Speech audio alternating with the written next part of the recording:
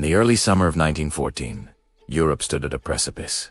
Though few knew it, it was a continent of empires, a world of tradition and burgeoning modernity, where gilded palaces stood alongside sprawling factories. The great powers Britain, France, Germany, Austria-Hungary, and Russia were bound by a complex web of treaties, rivalries, and family ties. A delicate balance of power, carefully maintained for decades, had begun to fray at the edges. Nationalism was on the rise, a potent force stirring within the diverse peoples of these vast, multi-ethnic empires. In the Balkans, known as the powder keg of Europe, tensions simmered, ready to boil over across the continent.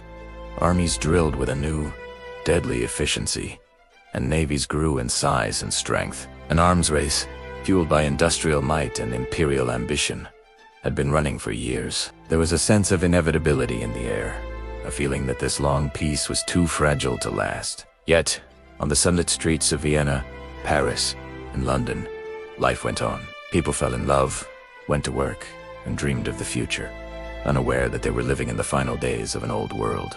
They could not imagine that a single act of violence in a distant corner of the continent would soon plunge them all into a catastrophe. Unlike any seen before, a war that would redraw the map of the world and define the course of the 20th century. On June 28, 1914, a date heavy with historical symbolism for Serbians, Archduke Franz Ferdinand, the heir to the Austro-Hungarian throne, arrived in Sarajevo, the capital of the recently annexed province of Bosnia. The visit was intended as a show of imperial authority, a gesture of goodwill to his newest subjects. The Archduke was a reformer, a man who envisioned a future where the diverse peoples of the empire might have a greater voice. But to Serbian nationalists, he was the face of an oppressive foreign power. Among them was a secret military society known as the Black Hand, dedicated to the creation of a greater Serbia, free from Austro-Hungarian rule. They had trained and armed a small group of young, fervent Bosnian Serbs, ready to die for their cause. The Archduke's security for the visit was shockingly lax. He and his wife, Sophie, rode in an open-top car, their route published in advance. The day began with a failed assassination attempt. A bomb was thrown at the motorcade, but it bounced off the Archduke's car and exploded beneath the next one, injuring several officers. Shaken but determined to continue, Franz Ferdinand insisted on visiting the wounded in the hospital. This deviation from the original plan would prove to be a fatal mistake. No one had told the drivers about the change of route. As the Archduke's car made a wrong turn onto a side street, the driver, realizing his error, began to back up. By a twist of fate that seems almost impossible, the vehicle stalled directly in front of a delicatessen. Standing there, having almost given up after the morning's failed attempt, was one of the assassins, a 19-year-old named Gavrilo. He saw his chance, an opportunity delivered by sheer coincidence. Princip stepped forward, raised his pistol, and fired 2 shots from point-blank range. The first struck Sophie in the abdomen. The second hit Franz Ferdinand in the neck. In the stunned silence that followed the chaos, the heir to a 600-year-old dynasty slumped over. His last words were reportedly pleas to his wife. "Sophie, Sophie, don't die. Live for our children." But it was too late. Within minutes, both were dead. The assassination in Sarajevo was the spark. The news spread like wildfire across Europe, carried by telegraph wires. In Vienna, the reaction was a mixture of shock and outrage, but also, for some in the government and military, a sense of opportunity. For years, powerful figures in the Austro-Hungarian Empire had sought a pretext to crush Serbia, which they saw as a threat to their Balkan territories. The assassination provided the perfect justification. They believed a short, punitive war would solve their Serbian problem once and for all. But Austria-Hungary was not prepared to act alone. They needed the backing of their powerful ally, Germany. On July 5, Vienna sent an envoy to Berlin to ask for in what would become known as the blank check.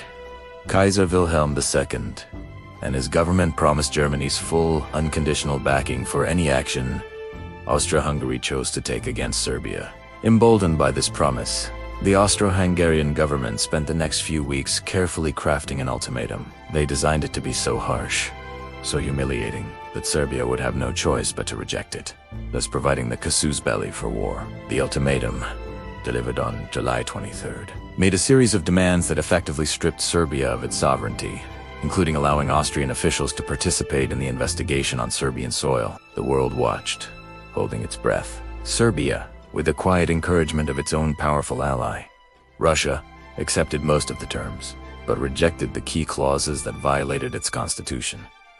It was the rejection Vienna had been waiting for. On July 28, 1914, exactly 1 month after the assassination, Austria-Hungary declared war on Serbia. The first shots were fired the next day, as Austrian artillery shelled the Serbian capital, Belgrade. The powder keg had finally exploded. The declaration of war set off a chain reaction, a domino effect dictated by the rigid alliance system that had been built to keep the peace. Russia, seeing itself as the protector of the Slavic peoples, could not stand by and watch Serbia be crushed. Tsar Nicholas II ordered the mobilization of his vast army, a slow and cumbersome process. Germany saw Russia's mobilization as a direct threat. German military strategy, the infamous Schlieffen Plan, depended on speed. It called for a rapid defeat of France in the west, before turning to face the slower mobilizing Russian army in the east. The plan required violating the neutrality of Belgium to bypass French defenses. On August 1st, Germany declared war on Russia. 2 days later, on August 3rd, Germany declared war on France and its armies began their march into Belgium. This violation of Belgian neutrality was the final straw for Great Britain. Britain had a treaty guaranteeing Belgium's independence and could not accept a hostile German power controlling the Channel ports. On August 4th, 1914, Great Britain declared war on Germany. In just over a month, a regional crisis in the Balkans had escalated into a continent-wide conflict. The great powers of Europe, linked by their alliances, were now locked in a death struggle. Millions of men in uniform, from farmers to factory workers, marched off to war, many believing it would be a short, glorious adventure, over by Christmas. They could not have been more wrong. The war they expected was not the war they got. The romantic notions of cavalry charges and swift victory evaporated in a hail of machine gun fire and artillery shells. The Schlieffen Plan faltered. The German advance was halted at the Battle of the Marne, and the war in the west bogged down into a brutal stalemate. From the Swiss border to the North Sea, both sides dug in, creating a vast, complex network of trenches. This was a new kind of warfare, defined by attrition. Life in the trenches was a living hell of mud, rats, disease, and the constant fear of death. The goal was no longer a decisive victory, but to simply bleed the enemy dry, to kill more of their soldiers than they killed of yours. Battles like Verdun and the Somme became synonymous with industrialized slaughter, where hundreds of thousands of men died for gains of only a few miles of shattered earth. The conflict also became a truly global one. The empires brought their colonies into the fight. Soldiers from Canada, Australia, India, Africa and beyond fought and died on European soil. The war was fought on the oceans, in the skies with primitive aircraft, and on far-flung fronts in the Middle East, Africa, and Asia. The Ottoman Empire and Bulgaria joined the Central Powers, while Italy, Japan, and later the United States joined the Allies. What began as a European dispute had become the First World War. 4 years of unimaginable bloodshed and destruction followed. The war toppled empires and erased ancient dynasties. The Russian, Austro-Hungarian, German, and Ottoman empires all collapsed, giving way to a new, often chaotic, political landscape.